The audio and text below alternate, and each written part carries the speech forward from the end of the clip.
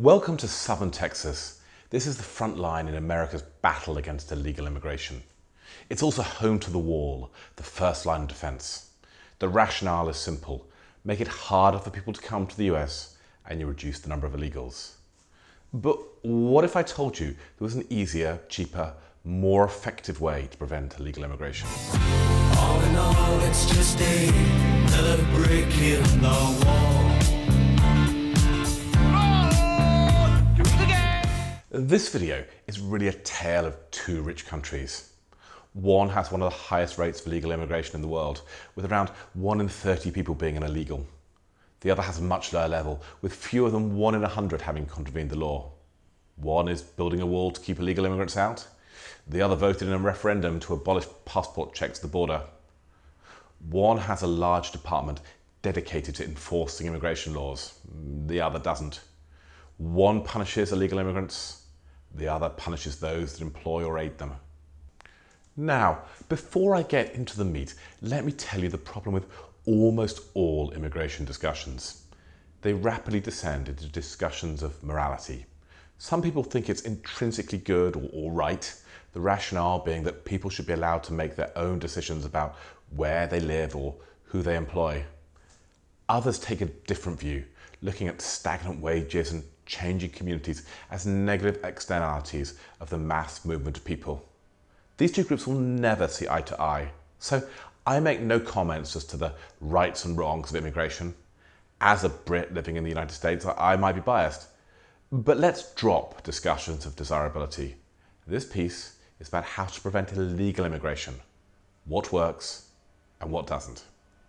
So, let me start with the contention. The Mexican government is not sending us their people, and they're certainly not rounding up murderers, rapists and the like and pushing them on buses to the border. I mean, really, who believes this stuff? When Mexico sends its people, they're not sending their best. They're rapists. On the contrary, immigrants are economically rational actors. They come to the US because they believe they'll have a higher standard of living here than in their home countries. They hear from their friends that unemployment is low and wages high. In other words, they are little different from the migrants that flocked to the US via Ellis Island a century and a half ago. Imagine, if you will, a poor third son in Guatemala. Let's call him Juan. Well, heading to the US looks pretty attractive. Juan will need perhaps a few $1,000s, which will likely be borrowed, and then he can start the trek to the US, traveling by boat and bus through Mexico to California, Arizona or Texas. The only problem is that Juan has no legal right to live or work in the US. How can we dissuade him from making the journey? Well, the US currently has two strategies. First, it's looking to make the journey across its southern border as difficult as possible. It's building a wall. It's employing extra staff and having drones and jeeps and helicopters fly up and down, looking for those trekking through the desert.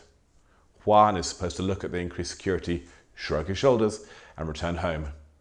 Secondly, the US's immigration enforcement arm, ICE, is becoming more aggressive in terms of sweeps of illegals, deporting those who cannot prove a right to be in the US. So even if Juan made it over the border, he'd still be at risk of being sent back. Talking economics, the US is engaging in a supply-side response. All these measures target the supply of illegal immigrants. Do they work? Not really.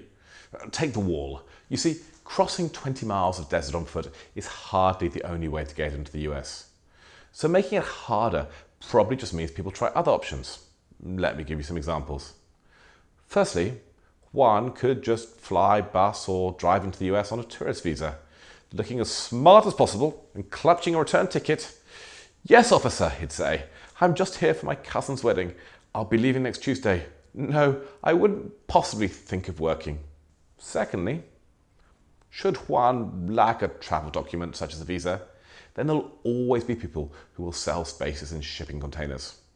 Obviously, said people traffickers will be well paid for this. 11 million 40-foot containers enter the US by truck every year. The same number come by ship, and a further 3 million come by train. I don't know the exact numbers, but if even 1% of these are fully inspected, i.e. unloaded, I'd be shocked. And I haven't even mentioned cars. At the Otay Mesa crossing in California, 8.3 million personal vehicles cross the border every year. That's just one crossing. Is every trunk or space under the back seats inspected? My money's on no. Thirdly, there's asylum. Juan could get on a plane to the US, discarding his passport and plane ticket in the airplane lavatory, and then claim asylum when he reaches the border agent. The details are unimportant because the plan isn't to have a successful asylum application, although that'd be a bonus. It's simply to get inside the US. There are other reasons, but time is short and the number of ways for Juan to get into the US is not. The US can beef up border security all it likes, but that will make only a relatively small dent in the number of people making it to the country. And this is true of all supply-side responses. They do little to discourage Juan. Immigration sweeps? Well, what are the chances he gets caught? They're minimal. And even if he is, so what? He can pay people smugglers to put him at the bottom of a shipping container again. Imprisonment? Well, ultimately, they're going to throw Juan back over the border. Simply, short of executions, which might be politically tricky, or long imprisonments, which are expensive, it's hard to stop Juan from coming. You see, the demand pull, higher wages in America, is still there. Cheap labour is still a hot commodity. Let me explain why. Imagine for a second that you own a property development company. If you, or more likely, one of your subcontractors, hires Juan, well, he'll not have to worry about paying for healthcare or the minimum wage or social charges. And Juan won't be able to sue for pretty much anything. If you want to maximize profits, why wouldn't you choose illegal immigrants over natives? Now, I said this was a tale of two countries, and now I'm going to talk about the other one. Switzerland. It has open borders, high wages, low levels of unemployment, and pretty low levels of illegal immigration. I want to put the wages in context for a second. According to Glassdoor, you'll earn $8 an hour flipping burgers at a McDonald's in the US. And in Switzerland, $21. That's close to 3 times as much. So, how are the Swiss able to keep illegal immigration to relatively modest levels? Well, they looked in an old book, a very old book, and found the answer. Back in 1776, Adam Smith wrote The Wealth of Nations. This is literally the book that created economics as an academic discipline. In it, Smith notes that if there is demand for something, then there'll be supply. Let me give you an example. There is demand for illegal drugs. The government works very hard to restrict the supply of them, but they're still here. If there is demand for something at a given price, and said thing can be profitably supplied at that price, then all the enforcement attempts in the world will do nothing more than scratch the surface of the problem. As I said before, economic migrants are rational, and they see demand for their labour at a price that is attractive to them. Switzerland doesn't organise sweeps of illegal immigrants. It doesn't stop them at the border. Instead, it prosecutes firms and workers who hire illegal workers. This is a demand-side response to the problem. Think back to the sanctions the US can inflict on Juan. Not many are there. He has no money and he started off outside the US. The worst the US can do is put him back where he started. Now, imagine the sanctions the US could have over a business owner, we'll call him Don, no reason, who deliberately hired Juan. I mean, he could be fined or even put in jail. That would put Don in a much worse position than he was in previously. He'd have gone from wealthy pillar of the community to incarcerated, significantly poorer felon. That's a pretty serious deterrent. In the canton of Geneva, the Swiss have turned the ratchet up even further through Project Papyrus. Imagine you are an illegal domestic worker, perhaps cleaning or looking after children for someone we'll call Mel. Well, the canton is now offering something special, an amnesty for you. Turn up, fill in some forms, report who has been illegally employing you, and assuming you have no criminal record and have been in Switzerland long enough, then you receive a Swiss work permit. And what do the Swiss authorities get out of this? Well, they get the evidence they need to prosecute Mel. 1,093 illegal immigrants have taken advantage of this. Once you start encouraging immigrants to shop their employers rather than threatening said illegals with deportation, well, you dramatically reduce demand for migrant labour. Would you hire somebody, no matter how cheap, who now has a big incentive to report you to the authorities? And in America, has Donald Trump made a big thing of going after employers of illegal immigrants?